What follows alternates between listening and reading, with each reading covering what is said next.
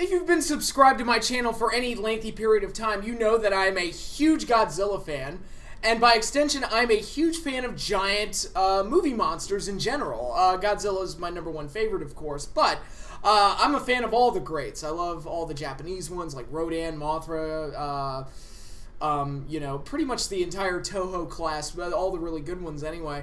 Gamera, all of those, and I'm a big fan of the Harryhausen movies. I'm a big fan of even American ones like Pacific Rim and Jurassic Park. I just love giant monsters. There's just something about it. I don't know. It's like gods unleashed on Earth and mass destruction. There's just something appealing about that. I can't explain it. It's just something that I love. And the grandfather of them all is King Kong. So naturally, when I heard that Legendary Pictures was doing their own King Kong reboot and that they were going to be tying it in with their latest Godzilla reboot, I was like, okay, I'm totally on board with that. Let's do that. I want more of that, please. And I've been really curious to see how they were going to approach this. And because King Kong, and let me start off by talking about Kong and what Kong means to me personally, because I think the original 1933 King Kong movie is one of those movies, especially if you see it when you're young, it really is one of those life-changing films. It just captured my imagination in a way that very few films did at that point.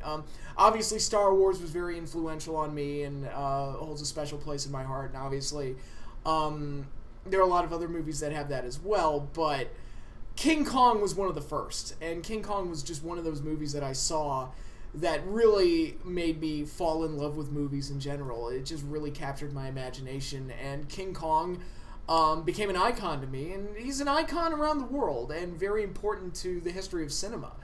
And, I dare say, without King Kong and the success and the worldwide recognition that Kong was able to achieve, there would be no Godzilla, there would be no Harryhausen, there would be no Jaws, there would be no Alien, there would be no Jurassic Park, there'd probably be no Star Wars, and we wouldn't have any of what we have today. We owe a lot of it to Kong. Kong was just kind of this genesis of inspiring so many filmmakers that perfected their craft. Spielberg, Lucas, Peter Jackson, who made his own remake of Kong. So many people were inspired by that film. Ray Harryhausen, mentioned him. And Kong is such an icon to me that anytime they do a movie about him, I'm instantly intrigued, because I want to see Kong done justice, because I feel like he deserves it. Unfortunately, he hasn't always been done justice. The original 1933 film is a classic that's untouchable and cannot be replicated fully. Unfortunately, after that, most of the Kong movies have been kind of on the mediocre side. Son of Kong was a good sequel. I kind of equate it to Dracula's Daughter.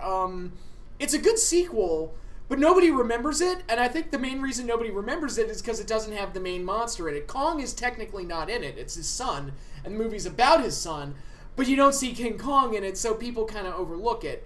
Like I said, same thing with Dracula's Daughter. It's about Dracula's daughter, but Dracula's not in it, so people tend to overlook it, even though I think it's a pretty solid, fairly solid sequel.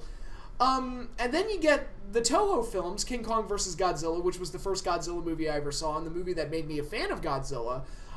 It's one of those movies that I always felt could have been done better. I do have an appreciation for it because I did see it when I was young, and it did introduce me to Godzilla, but it's one of those movies that it was made to be funny on purpose, some ways unintentionally. The Kong suit looked terrible. I can't believe... I cannot believe that they actually had the gall to put that on film. And Toho typically did better than that, but Kong they just couldn't get right. And that movie was flawed and, again, could have been done better. Little did I know it actually, for a long time, would be the second best Kong movie.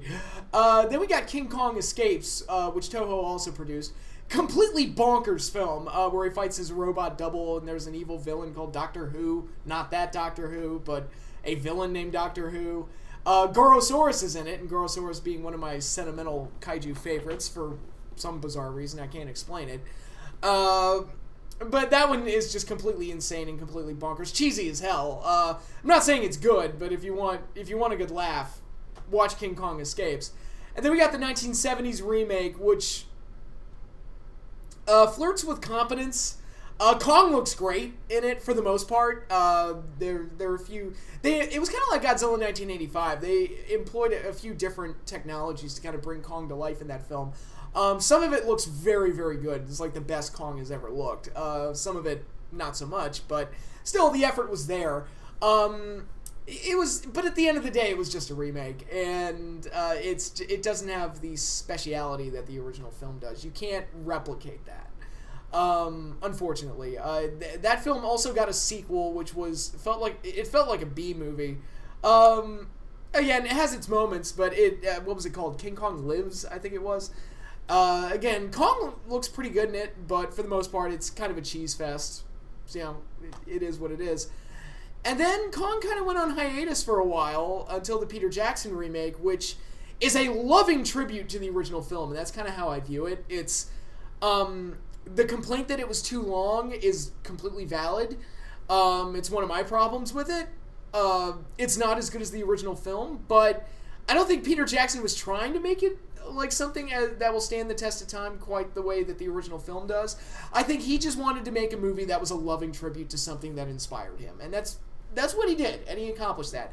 For CGI Kong looks great in it. Of course, it's Andy Serkis playing the role, and he did an outstanding job, as Andy Serkis does. Can we get that man an Oscar, for God's sake? It's like, between Gollum, Caesar, and King Kong, how does that man not been pelted with fucking Oscars? It's ridiculous. But I digress. Yeah, so, and then after that, Kong went on another hiatus, and it's been a while since we've had a Kong movie. And now we've got Skull Island, and I watched it this weekend, of course. I had to go see it opening night, and I really enjoyed it. It was a lot of fun. It's crazy, and it's bonkers, and it's colorful, and action-packed and everything, but it's a lot of fun. It does King Kong justice. It portrays him in the way that I would want him to be portrayed, which is basically a god. And they really... And let's talk about the portrayal of Kong in this film, because I think that's really what we care about as monster fans. I really like that they enhanced the kind of godlike aspect of Kong, where he keeps peace and balance on the island, basically keeping the ecosystem in check by making sure that the skull crawlers that you've seen in the trailers, making sure that they don't disrupt the daily lives of the inhabitants of the island. And he's actually a protector and like a deity. And he's also they also explain he's like the last of his kind, the last of this guardian race for this island. It's kind of like Gamera in a way. And one interesting thing about Kong in this film, he was once again done with motion capture, much like the Jackson version, but he doesn't act like an ape. He walks upright, and it's very kaiju-like, and I kind of like that. It was, again, enhancing kind of the more supernatural kaiju-like aspects of Kong, and kind of fitting him into the world of Godzilla and the other monsters that are going to be coming up the pike. And I really like that. I thought that was interesting. Of course, they also mentioned that Kong is still growing. So the Kong in this film is only like 100 feet. It's like the biggest Kong that's ever been put on film, but he's only 100 feet. But he's still growing. I wonder what they would need Kong to still be growing for. What fight could be coming down the road that Kong would need to be significantly bigger for? I don't know. But I'll get there in a minute. But yeah, I really like Kong's portrayal in this film, and the movie really lent itself to great King Kong action between him fighting off the helicopters and fighting all the skull crawlers and fighting a giant octopus, which I'm sure was a reference to King Kong versus Godzilla. There's a giant spider in it too. I wonder if that was supposed to be like a nod to Kumonga. I don't know. Or Spiga, depending on which version of those movies you watched. But yeah, the monster stuff is great. I like the skull crawlers. They're these creepy little two-legged alligator things that look really neat. And you get a really good final fight with the big one, as it's called, the big one, at the end between him and Kong. And it's just, again, it's very colorful, very good. The human cast, very good actors, very well cast film. And I like most of the characters. Samuel L. Jackson is great, because Sam Jackson's great in everything, except for the Star Wars prequels. That's the only thing he wasn't great in. And it's like, because they told him to play you gotta play a stoic, monk that preaches philosophy and all this other stuff. It's like, bullshit, I want Sam Jackson screaming at the top of his lungs. What the fuck? It's like, come on, George. Come on.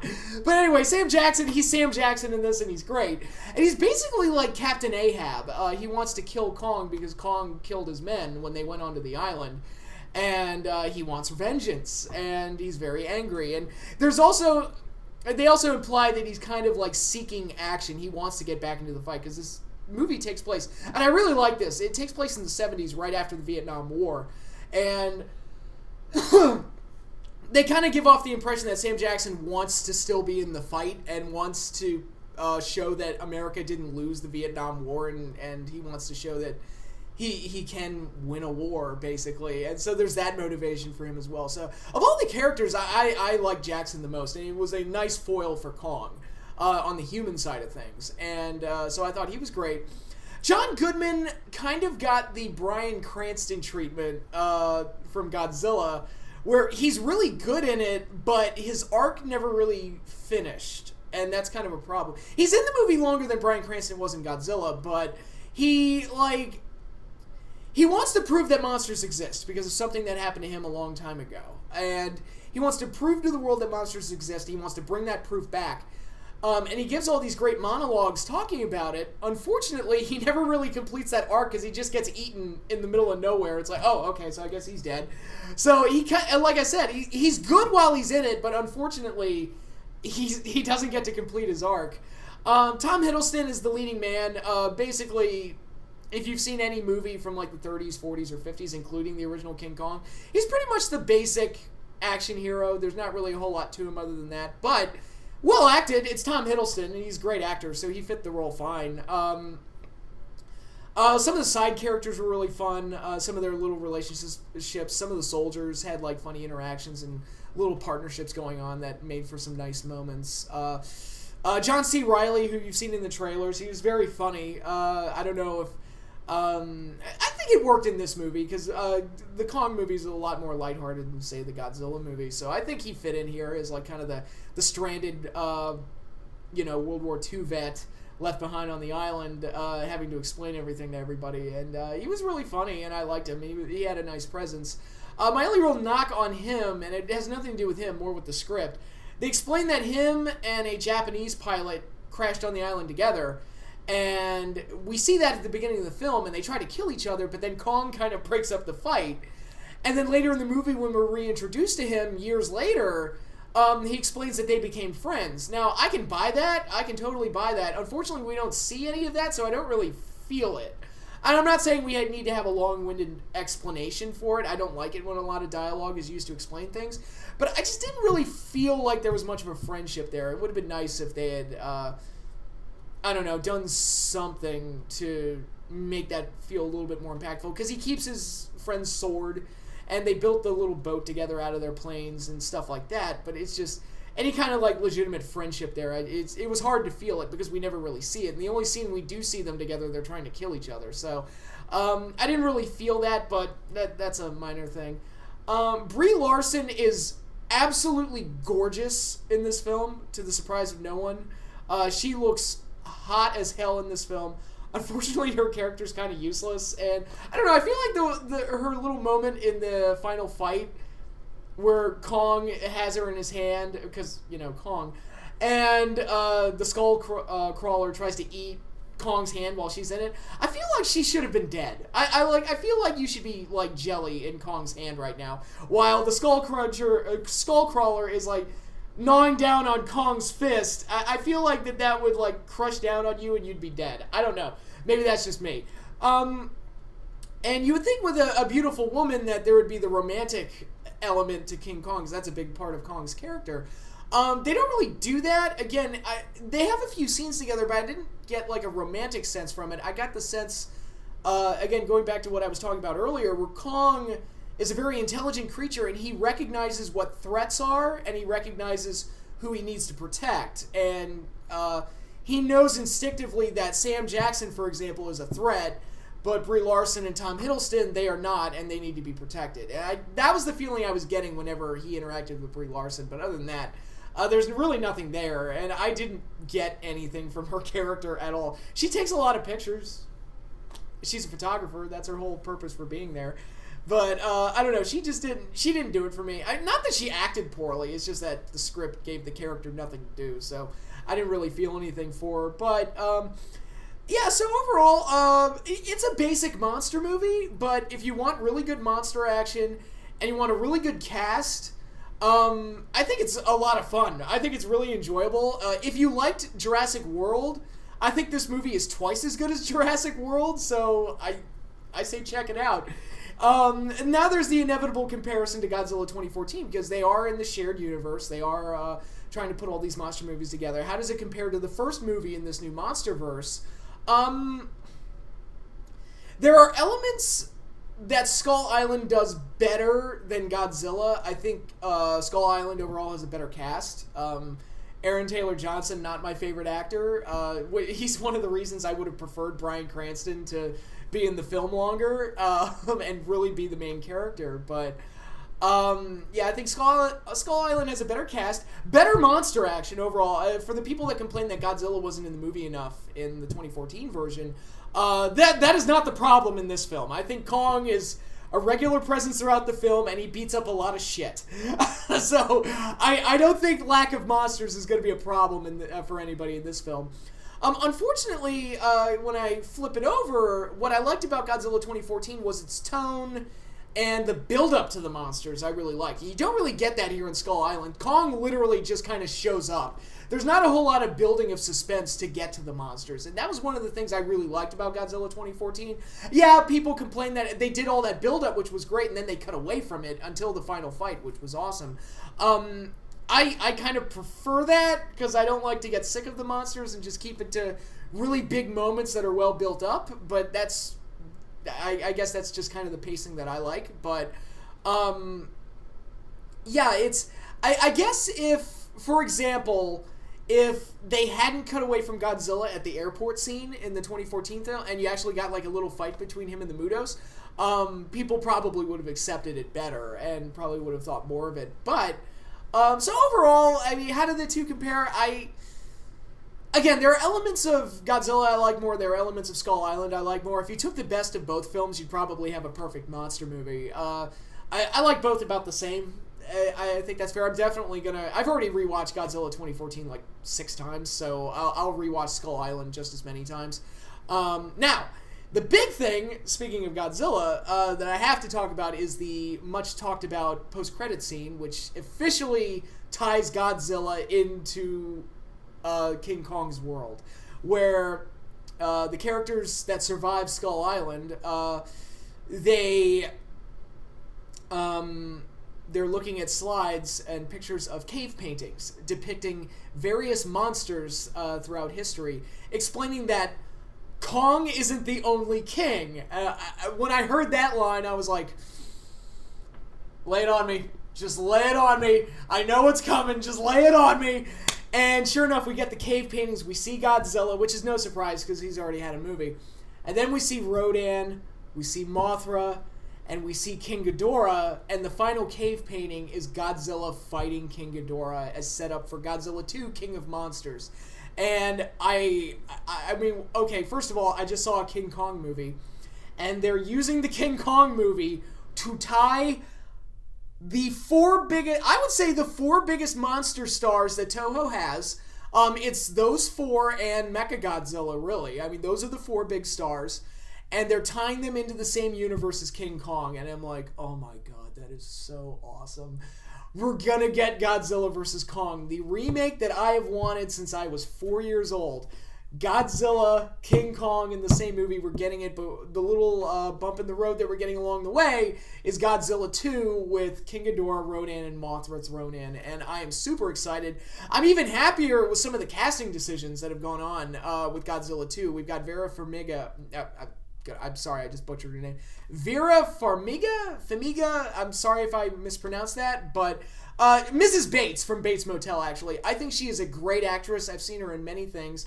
Not always good, but I mean the projects that she's in aren't always good. I thought Orphan was a laughable movie, but she's good in it. I mean, she's probably the best part of that film. But I've seen her. She was great in The Conjuring. She's great. She's outstanding in Bates Motel.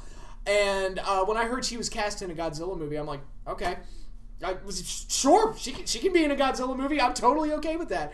And they also cast Eleven from Stranger Things to be her daughter, which, okay, I'm completely okay with that. That's fine. So some good casting decisions right off the bat.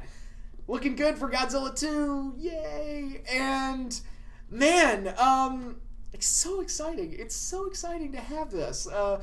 Because I've been a fan of these monsters my whole life, and and yes, they're trying to replicate the Marvel formula. I understand that, but as far as properties go, and I love superheroes, I love the Marvel characters, I really do, but I don't have the same attachment to them that I do with Godzilla, King Kong, Ghidorah, Rodan, and all those other great monsters. I was a big monster movie fan as a kid. I spent many a weekend watching those old films, and the idea of them all getting rebooted and coming back for a lot of them, a lot of time on the shelf. A lot of them have been gone for a long time. So to see them all coming back, it makes me so happy. It makes me so fucking happy. And it's so cool to see. Now, if they work Gamera into this, if they find some way to work Gamera into this, my heart will stop. And I'll be dead and I won't get to see it. Just from shock and joy. It's just like, because in my mind, my imagination is going crazy, and I'm thinking, oh my god, can we get Anguirus? Can we get the Gargantuas? Can we get Gappa? Fuck, let's throw Gorgo in there. I don't give a fuck. Does anybody remember Gorgo? I remember Gorgo. Can we get Gorgo in there? Okay. You don't know who Gorgo is? He's basically British Godzilla. Jesus Christ. But yeah, going back to what I was saying earlier, yes, they're replicating the Marvel formula, but they're doing it well enough. Like, DC is trying to catch up to Marvel, and they're failing miserably, if Batman v Superman is any indication. Suicide Squad was better than Batman v Superman, but still not great, and still not where they need to be to kind of get this, cinematic universe going, I shall say. Hopefully Wonder Woman's good. Hopefully Justice League is good. We'll find out, by the end of the year. But that whole shared universe isn't really working. And I know that Universal wants to do something with their classic monsters. They have The Mummy coming out this year, which looks... It's like... And I've seen the Universal monsters get fucked over so many times in reboots and remakes. And I'm just like... Can we get one right before you start, because they want to do it. They've made it clear. They've been trying to do it for years. They want to bring the Universal monsters back, and they want to do, a shared universe thing. And I'm like, I'm in favor of that, except for the fact that I have no faith that you're going to do it right, because I've seen Frankenstein get fucked over so many times. I've seen Dracula get fucked over so many times. The Mummy, admittedly, I've never been a huge fan of. The Mummy was never one of my favorites. I love Boris Karloff to death, but that was never one of my favorites. But even The Mummy, it's like... Okay, fuck this. The Wolfman, the last remake they did was kind of had its moments, but wasn't great. Creature from the Black Lagoon has thankfully never been remade, but it's going to happen one of these days. It's going to happen, and I will be very sad, but it's like, he's the one that's kind of escaped being fucked over, and I'm like, oh, thank God. But, can the Creature from the Black Lagoon, can the Gill Man keep some dignity, please?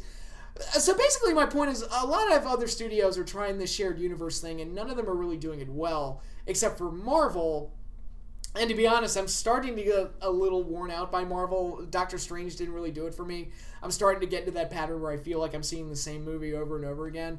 We'll see what happens when we get to Infinity Wars, and I'm excited for Guardians too. But for the most part, it's just kind of like, oh, another Marvel movie, and I'm just not really that hyped about it. But here we are. We've got this shared kaiju universe going on, and... bring it. I'm totally down. And so far, it's like, all right, they made a Godzilla movie that I liked. They made a King Kong movie that I liked, which is rare. Okay, let's look at both of those. They made an American Godzilla movie that I liked, coming off the heels of a TriStar American film that I absolutely despised. And King Kong, who I just went through his whole film history, almost has never had a good movie outside of the original film. They made a pretty solid one. So I'm like, okay, let's keep the ball rolling on this. See if you can do things bigger and better. And I'm excited for Godzilla 2. And if Godzilla 2 goes well, there's no excuse for Kong versus Godzilla not to be good. And to be honest, Legendary Pictures, they've been kind of keeping me happy. I mean, their Planet of the Apes films have been really fucking good. The last one they did was amazing, and the trailer for this new one coming out looks really fucking good. So here's hoping those movies continue too, because I was talking with a friend of mine about it, and he said, we're 3 movies in and they still haven't gotten to the Planet of the Apes that we know from the original film. They could potentially get like 9 movies out of that. And I'm like, you know what? If they stay as good as that second one did, or even like half as good as the second one was, I'm down for that. But give me more apes. I'm totally cool with that. But I think I've rattled on enough about classic movie monsters and all that other stuff. Just Kong Skull Island, I'm very happy with it. It's great to have King Kong back. And the idea of crossing him over with Godzilla makes me super, super happy. But that is all I have now. It's the end of this little movie review, and I'll be back later with more videos.